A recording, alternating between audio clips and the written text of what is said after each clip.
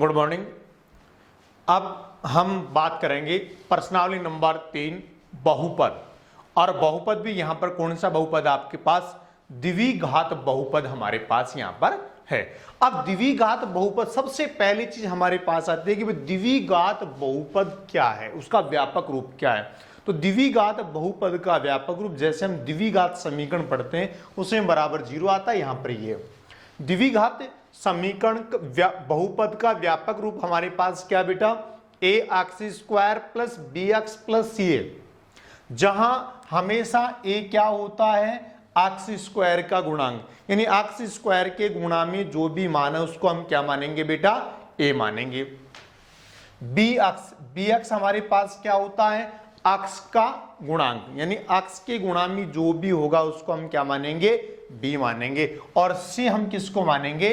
अचर पद को मानेंगे। और यदि इस बहुपद के शून्य, तो सबसे पहली चीज हमें यह पता होनी चाहिए शून्य क्या है। तो एक्स के वे मान, क्या? एक्स के वे मान जिन्हें बहुपद में रखने पर बहुपद का मान शून्य होता है, वह उस बहुपद का शून्य कहलाता है। अब द्विघात बहुपद में कितने शून्य हैं? 2। एक को हमने क्या माना बेटा? एल्फा, और एक को हमने क्या माना है? बीटा। तो यदि किसी बहुपद के शून्य एल्फा व बीटा है, इसका मतलब एल्फा बीटा किसका मान है बेटा?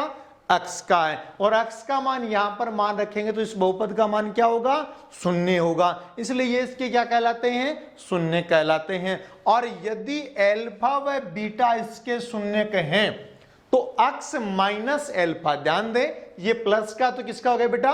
माइनस का। यदि माइनस का होता तो किसका हो जाता? प्लस का। यदि ये चीज आपके समझ में आ गई तो आगे पूरी प्रश्नावली आप आराम से इजी वे में करोगे। तो यहां पर यदि एक्स माइनस एल्फा व एक्स माइनस बीटा क्या होगा? द्विघात बहुपद एफ एक्स के गुणनखंड होंगे। यदि त्रिघात है तो 3 शून्य होंगे, चतुर्थघात है तो 4 शून्य होंगे। यहां द्विघात की हम बात करें तो कितने शून्य होंगे?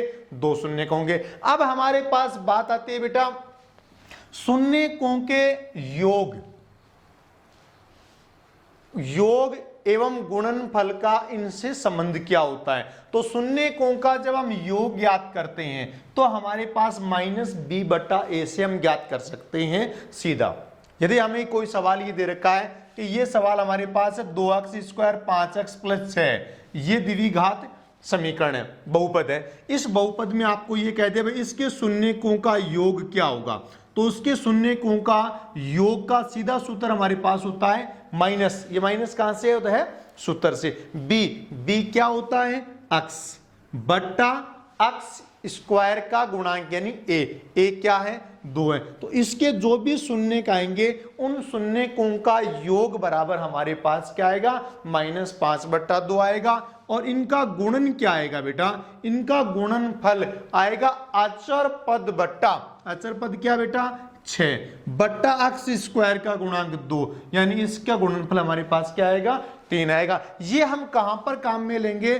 जब हमें शून्य ज्ञात करने हो और शून्यकों की जांच करनी हो। तो शून्यकों का एक तो हम वैसे योग कर लेंगे और एक सूत्र से निकाल लेंगे, दोनों बराबर आ जाएंगे तो सत्यता की जांच हो जाएगी। गुणनफल शून्य का आ गया, एक तो वैसे गुणनफल कर लेंगे और एक सूत्र से निकाल लेंगे सी बटा ए से, दोनों बराबर आ जाएंगे तो सत्यता की जांच हो जाएगी। इस तरीके से हमारे पास गुणनफल का सूत्र क्या है बेटा? सी बट्टा ए, यानी आचर पद बट्टा एक्स स्क्वायर का गुणांक। और योगफल का सूत्र क्या है? माइनस बी बट्टा ए, यानी माइनस एक्स का गुणांक बट्टा एक्स स्क्वायर का गुणांक। क्लियर? अब हमारे पास स्थिति आती है सवालों की। सवाल के अंतर्गत जैसे मैं सबसे पहले पहला सवाल मैं ले रहा हूं 3.1 के अभ्यास में।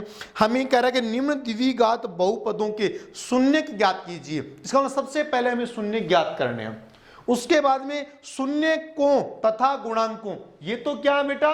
शून्यक। ये तो क्या है? शून्यक। और ये क्या है? गुणांक है। कौन? ए बी और सी।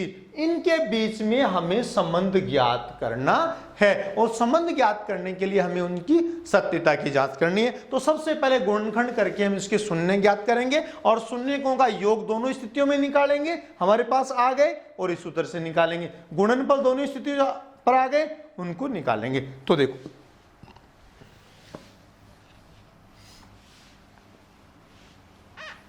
एक सवाल यहां पर मैं लूंगा, पहला सवाल हमारे पास क्या है बेटा, जैसे मैं सवाल नंबर पहले का दूसरा ले रहा हूं, 4x² minus 4x plus 1, 4x² minus 4x plus 1 के शून्य ज्ञात कीजिए। तो सबसे पहले बेटा इसके गुणनखंड करो बराबर, इसके गुणनखंड करो बराबर। हमारे पास क्या है, इसको मैं ले लेता हूं, ये f(x) है और ये 4x², टुकड़े क्या होंगे, 4x² माइनस का 2x माइनस का 2x प्लस 1, क्योंकि इन दोनों को हम जोड़ेंगे 4x हो जाएंगे और गुणा करेंगे सरल हो जाएगा। तो बराबर देखो हमारे पास इन दोनों में कॉमन क्या आ रहा है बेटा, 2x, यहां बच गया 2x माइनस 1, यहां पर माइनस 1 कॉमन ले लो, 2x माइनस 1, दो पदों में से फिर कॉमन आ गया 2x माइनस 1, इधर क्या बच गया 2x माइनस 1, ये हमारे पास इसके क्या आ गए, शून्य आ गए। और इसके शून्य हमारे पास क्या बेटा, सम्मान है। तो मैं एक काम करता हूं, दूसरा ले लेता हूं जिसके सम्मान नहीं हो। यदि सम्मान है तो भी कोई आपत्ति नहीं है। तो एक बार मैं यहीं से बता देता हूं आपको, f(x) के बराबर शून्य लेने पर, तो जैसे हम शून्य लेंगे तो देखो 2x माइनस 1 इक्वल टू 0, एक बार यहां पर ले लिया और एक बार 2x माइनस 1 बराबर 0। तो यहां पर या x बराबर, देखो बेटा एक उधर जाएगा, किसका हो गया, प्लस का, ये 2 गुणा में किस में चला गया, भाग में, एक तो x का मान हमारे पास आ गया ये, दूसरा हमारे पास x का मान क्या आएगा, एक उधर जाएगा, किसका हो गया, प्लस का, 2 गुणा में किसमें चला गया, भाग में, इस तरीके से ये हो गए। तो ये हमारे पास क्या है, इसके शून्य के। तो यहां पर सबसे पहले हम क्या लिखेंगे, चूंकि f(x) के शून्य क्या है, 1/2 व 1/2 है। ये क्लियर होगा, यानी 1/2 और 1/2 ये इसके क्या है बेटा, शून्य का। क्लियर हो गया काम। अब हमारे पास अगली बात आती है सत्यता की जांच की। सत्यता की जांच, अब सत्यता की जांच हम कैसे करेंगे, देखो मैं आपको बताऊं। सत्यता की जांच, पहले तो इनका योगफल जो मैंने आपको बताया, योगफल का सूत्र क्या है, -b/a। तो यहां पर देखो, चूंकि शून्यकों का योग एल्फा प्लस बीटा, जोड़ दो भाई, 1/2 प्लस 1/2 बराबर कितना है बेटा, 1। फिर शून्यकों का योग क्या आएगा, एल्फा बीटा, सॉरी शून्यकों का योग एल्फा प्लस बीटा।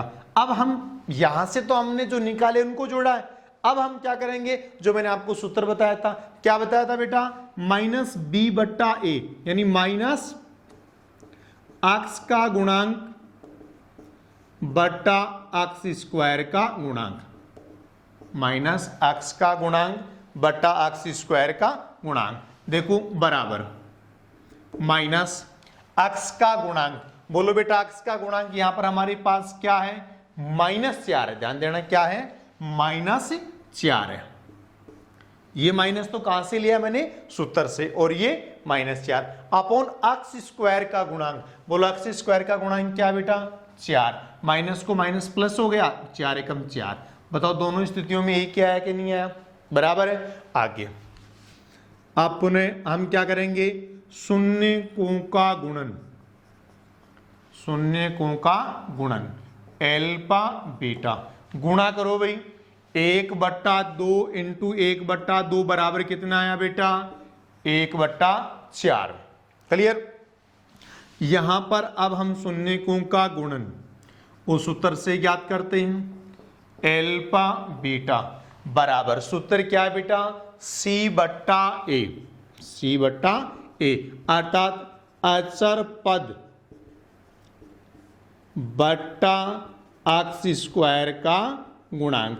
अब अचर पद बेटा हमारे पास क्या है, 1, और बट्टा x² का गुणांक क्या है, 4। बताओ दोनों हमारे पास बराबर आए कि नहीं आए, बिल्कुल बराबर आए। अतः हमारे पास क्या हो गया, अतः ये सत्यता की जांच हो गई, क्योंकि दोनों स्थितियों में शून्यकों का योग और गुणनफल समान आ रहा है, अतः यह सही है। इस तरीके से हम गुणनखंड करेंगे, प्रत्येक के बराबर शून्य रखेंगे, शून्य रखने पर शून्य का आ गए, शून्यकों का दोनों स्थितियों में हम जांच करेंगे, योग भी दोनों स्थितियों से और गुणनफल भी दोनों स्थितियों से, और दोनों हमारे पास क्या आएंगे बेटा, बराबर आएंगे। क्लियर। अब हम आगे अगले सवाल की हम चर्चा करते हैं। मैं 3.1 का दूसरा सवाल लेता हूं कि एक द्विघात बहुपद ज्ञात कीजिए जिसके शून्यकों का योग, इसका मतलब शून्यकों का योग ये दिया हुआ है, ये चीज हमें दे रखी है, ये चीज हमें दी हुई है, कौन सी, ये शून्यकों का योग, यानी अल्फा प्लस बीटा माइनस अक्स बट्टा अक्स स्क्वायर का गुणांक, यानी हमें मान दे रखा है माइनस बी बट्टा ए, इसका मान हमें दिया हुआ है। क्लियर।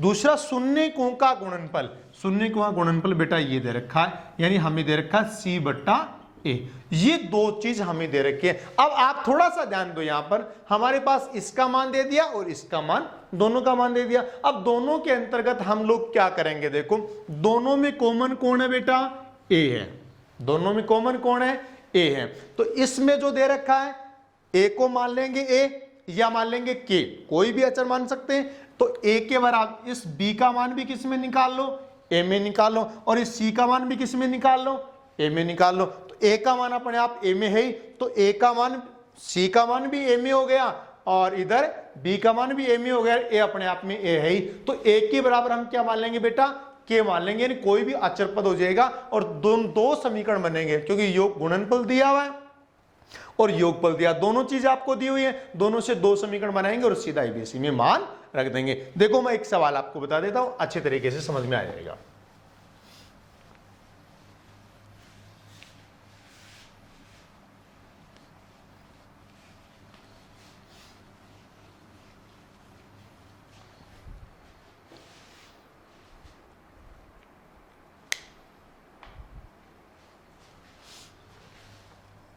देखो मैं पहला सवाल में ले रहा हूं, शून्यकों का योग, शून्यकों का योग। अब शून्यकों का हमें क्या दिया बेटा, हमें योग दिया हुआ है और हमें क्या दिया हुआ है, गुणनफल दिया हुआ है। तो सबसे पहले हम लोग मान लेंगे ऐसे,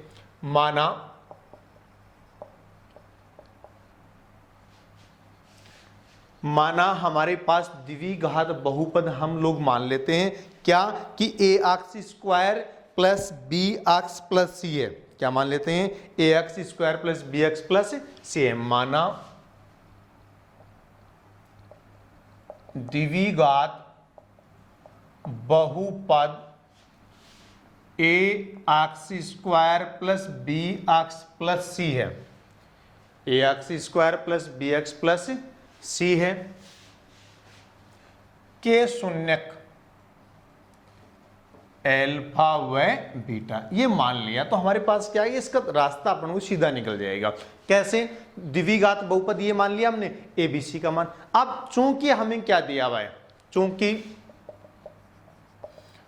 शून्यकों का योग, शून्यकों का योग का मतलब क्या हुआ, एल्फा प्लस बीटा, क्या दिया हुआ है बेटा, हमें दे रखा है -3, क्या दिया हुआ है, -3, तो यहां पर या का चिन्ह लगाओ और एल्फा प्लस बीटा, यानी हमारे पास योग का सूत्र मैंने आपको क्या बताया बेटा, -b बट्टा ए, यानी -x का गुणांक बट्टे x स्क्वायर का गुणांक, तो -b बट्टा ए बराबर हमारे पास क्या आ गया, -3। ये हमारे पास आ गया बेटा समीकरण नंबर 1। क्लियर। दूसरा, शून्यकों का गुणनफल, शून्य का गुणनफल एल्फा बीटा, कितना दिया हुआ बेटा, हमें दे रखा है 2, तो यहां पर शून्य का गुणनफल क्या होगा बेटा, c बट्टा a बराबर 2, समीकरण नंबर 2। अब हम क्या करेंगे, यहां मैंने आपको पहले बताया, मैं पूर्व में बता चुका कि a बराबर हम k मान लेते हैं, तो a की जगह तो क्या रखा जाएगा बेटा, के रखा जाएगा, b का मान यहां से आ जाएगा, b का मान रख देंगे, c का मान यहां से आ जाएगा, c का मान आ जाएंगे। तो बताओ पूरा का पूरा द्विघात बहुपद जो शून्य का हमने माना वो आएगा नहीं आएगा? क्योंकि जो माना है, जैसे हम अक्स मानते हैं तो अक्स का उत्तर आते ही उत्तर आ गया, तो यहां पर a b और c तीनों के मान आ जाएंगे। a बराबर k मानते ही a का मान तो k मान लिया, b का मान यहां से आ जाएगा और c का मान यहां से आ जाएगा, तीनों के मान यहां पर इनपुट कर देंगे, बराबर हमारे पास द्विघात बहुपद बन जाएगा। क्लियर? देखो तो यहां पर देखो, माना a बराबर k है, अतः क्या होगा? अतः बेटा होगा माइनस b बट्टा a की जगह मैंने क्या लिया? k बराबर माइनस का 3। ये 3 भाग में किसमें चला जाएगा? गुणा में। तो या माइनस b बराबर माइनस 3k, माइनस से माइनस कट गया, b बराबर हमारे पास क्या बचा? 3k। पुनः हमारे पास क्या आ रहा है? c बटा a बराबर a की जगह बेटा हमें क्या लेना है? k बराबर 2। तो या c बराबर ये भाग में किसमें चला जाएगा? गुणा में। ये होगा समीकरण नंबर 4। अब हमारे पास क्या होगा? अतः हमारे पास स्थिति क्या आएगी? अतः हमारे पास आएगा, देखो a का मान यहां से आ गया बेटा हमारे पास, a का मान क्या आया? k आ गया, b का मान क्या आया? 3 के आ गया, c का मान हमारे पास क्या आया? 2 के आ गया। तो यहां पर समीकरण अतः द्विघात बहुपद, अतः द्विघात बहुपद क्या होगा बेटा? अतः द्विघात बहुपद हमारे पास होगा क्या? कि a अक्ष स्क्वायर, a अक्ष स्क्वायर, तो a की जगह क्या लेना बेटा? k, तो k अक्ष स्क्वायर प्लस b अक्ष, b का मान क्या है? 3k प्लस 3k अक्ष प्लस c का मान क्या बेटा? 2k। अब देखो पूरे के अंदर हमारे पास k कॉमन आ रहा है कि नहीं आ रहा है? k कॉमन आ रहा है, तो हमने k कॉमन लिया, यहां पर हमारे पास बच गया अक्ष स्क्वायर प्लस 3 अक्ष प्लस 2 है। अतः अभिष्ट द्विघात बहुपद, अतः अभिष्ट द्विघात बहुपद क्या हो गया बेटा? के कोई भी चर हो सकता है, अक्ष स्क्वायर प्लस 3 अक्ष प्लस 2 है। ये हमारे पास इसका क्या होगा? उत्तर होगा। ज्यादा आपको सोचने की जरूरत नहीं कि मैं इसको ऐसे लिखूंगा फिर ऐसे करूंगा, कुछ नहीं। हमने माना क्या? ये कि द्विघात बहुपद हमारे पास क्या है? हमने माना कि द्विघात बहुपद हमारे पास है a अक्ष स्क्वायर प्लस b अक्ष प्लस c, और इसके शून्य हमने मान ली एल्फा और बीटा। इससे क्या होगा? थोड़ा सा हमें यहाँ पर सुविधा मिल जाएगी, बाकी सीधा यहाँ पर भी लिख सकते हैं, कोई जरूरी नहीं है। तो ये एल्फा प्लस बीटा का मान हमें पता है माइनस b बटा a होता है, एक पहला समीकरण और दूसरा समीकरण। इन दोनों समीकरणों से हम ये ले लिया। अब a का मान हम दोनों में a है, इसलिए हम a के बराबर k माना है, इसलिए a बराबर k, b का मान यहां से ले लिया और c का मान यहां से ले लिया। तीनों के मान यहां पर इनपुट कर दो, बराबर हमारे पास इसका हल आ जाएगा। क्लियर? अब आगे हम बात करेंगे, देखो विभाजन एल्गोरिथम प्रमेय। विभाजन एल्गोरिथम प्रमेय के अंतर्गत देखो सबसे पहली चीज हमें सीखना है कि हम भाग किस तरीके से हम करेंगे। तो भाग में सबसे पहली चीज देखो,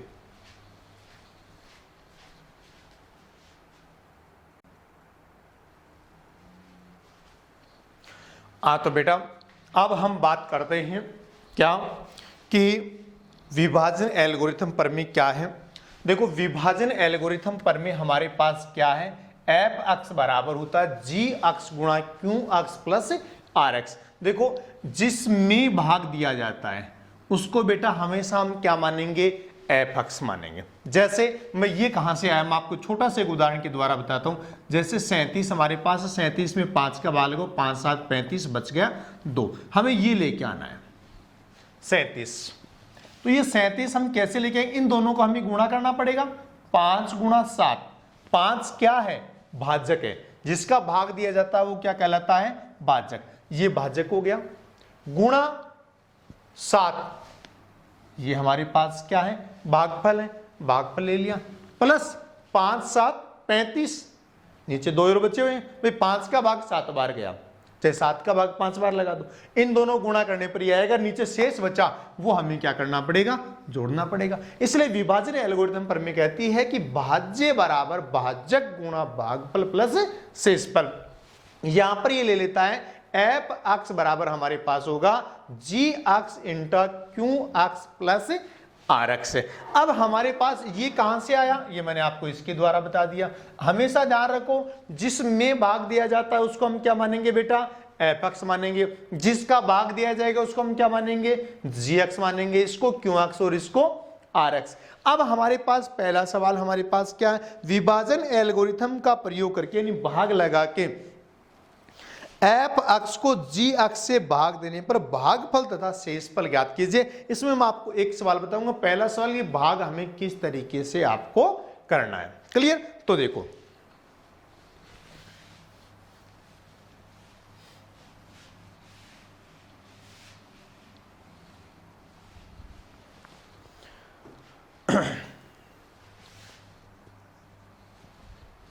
हमें दे रखा है विभाजन एल्गोरिथम का प्रयोग करके एफ अक्ष 3 अक्ष क्यूब प्लस अक्ष स्क्वायर, एफ अक्ष दे रखा है 3 अक्ष क्यूब प्लस अक्ष स्क्वायर प्लस 2 अक्ष प्लस 5, प्लस 2 अक्ष प्लस 5, और जी अक्ष हमें दे रखा है बेटा क्या, 1 प्लस 2 अक्ष प्लस अक्ष स्क्वायर, 1 प्लस 2 अक्ष प्लस एक्स स्क्वायर, क्लियर? अब यहां पर हमारे पास स्थिति क्या आती है, देखो नंबर 1 पर पहली स्थिति हमें भाग लगाना है। भाग लगाते समय जिसमें भाग लगाना है उसको आप यहां अंदर लिखो, 3 अक्ष क्यूब प्लस अक्ष स्क्वायर प्लस 2 अक्ष प्लस 5। सदैव ध्यान रखें इसको घटती हुई घात में लिखना है, 3 2 1 0, क्लियर? यदि बीच में घात 2 नहीं होती तो यहां पर जगह छोड़ देते, क्योंकि भाग लगाओगे तो आपके पास मान निकल के आएगा, जगह छोड़ते हुए आप चले, ठीक है? अब हमें इसका भाग लगाना है, इसको भी हम घटती हुई घात में लिखेंगे। पहले हम क्या लिखेंगे बेटा, अक्ष स्क्वायर प्लस 2 अक्ष प्लस 1, एक्स स्क्वायर प्लस 2 अक्ष प्लस 1, ये हो गया। अब यहां पर देखो भाग कैसे लगाना है, ध्यान रखो अक्ष स्क्वायर को किससे गुणा करूंगी, 3 अक्ष क्यूब आ जाए। यहां पर 3 चीजों का ध्यान रखना है, नंबर 1 चिन्ह, नंबर 2 संख्या, नंबर 3 चर। तो यहां पर संख्या पहले चिन्ह है, बताओ चिन्ह किसका चाहिए बेटा, प्लस का चाहिए, यहां पर हमें प्लस का चिन्ह मिल जाएगा, एक काम हो गया प्लस। संख्या 3 चाहिए तो 3 से गुणा करना पड़ेगा। अक्ष स्क्वायर हमें अक्ष क्यूब चाहिए, एक अक्ष और चाहिए, यानी हमें कितने से गुणा करना पड़ेगा बेटा, 3 अक्ष से हमें इसको गुणा करना पड़ेगा। तो 3 अक्ष को इन तीनों से गुणा करो और इनके नीचे लिख दो जो भी आ रहा है। तो 3 अक्ष को अक्ष स्क्वायर से गुणा करें, 3 अक्ष क्यूब आ गया, इसको गुणा करेंगे, प्लस को प्लस से गुणा किया, प्लस 3 दूनी 6 और अक्ष स्क्वायर प्लस का 6 अक्ष स्क्वायर आ गया, फिर इसको गुणा करेंगे, प्लस का 3 अक्ष आ गया, क्लियर? अब भाग करते हैं तो हम क्या करेंगे बेटा, घटाएंगे, घटाते ही बेटा क्या होगा, चिन्ह परिवर्तित होगा, चिन्ह परिवर्तित, ये माइनस और ये माइनस, ये तो हमारे पास क्या हो गया बेटा, कट गया। यहां पर हमारे पास अक्ष स्क्वायर किसका है बेटा, प्लस का, 6 अक्ष स्क्वायर किसका है, माइनस का। असमान चिन्ह होते ही घटा दो, 6 अक्ष स्क्वायर में से 1 अक्ष स्क्वायर गया, कितने बचे बेटा, 5 अक्ष स्क्वायर, किसके बचेंगे, माइनस के 5 अक्ष स्क्वायर। यहां पर देखो ऊपर वाला 2 अक्ष किसका है, प्लस का, नीचे वाला 3 अक्ष किसका है, माइनस का। तो यहां पर 3 में से 2 गए, कितना बचा, 1 अक्ष, किसका बचेगा, माइनस का, और प्लस के 5, क्लियर? अब हमें क्या करना है बेटा, इस अक्ष स्क्वायर को किससे गुणा करूंगी, -5 अक्ष स्क्वायर आ जाए। तो बताओ -5 को अक्ष स्क्वायर से गुणा करोगे तो -5 अक्ष स्क्वायर आएगा, नहीं आएगा? तो -5 से हमें क्या करना है बेटा, गुणा करना है, क्लियर? तो -5 को मैं इससे गुणा किया अक्ष स्क्वायर से, माइनस का 5 अक्ष स्क्वायर, इसको गुणा करेंगे, प्लस को माइनस से गुणा करेंगे, -5 दूनी 10 अक्ष, माइनस का 10 अक्ष आ गया, इसको गुणा करेंगे माइनस के 5, क्लियर? अब हमें क्या करना पड़ेगा बेटा, घटाना पड़ेगा, घटाते हमें वापस क्या करना पड़ेगा, चिन्ह परिवर्तित करना पड़ेगा। जो माइनस का किसका हो जाएगा, प्लस का, जो प्लस का किसका हो जाएगा, माइनस का, और ये प्लस का, ये तो कट गया। ये माइनस का अक्ष है और ये प्लस के 10 अक्ष है, 10 अक्ष में से 1 अक्ष गया, बोलो कितने अक्ष बचेंगे, 9 अक्स बचेंगे। 9 अक्स किसके बचेंगे बेटा? प्लस के 9 अक्स बच गए। यहां पर ये प्लस के कितने हो गए बेटा? 10। अतः हमारे पास क्या होगा बेटा? अतः भागफल कितना आया?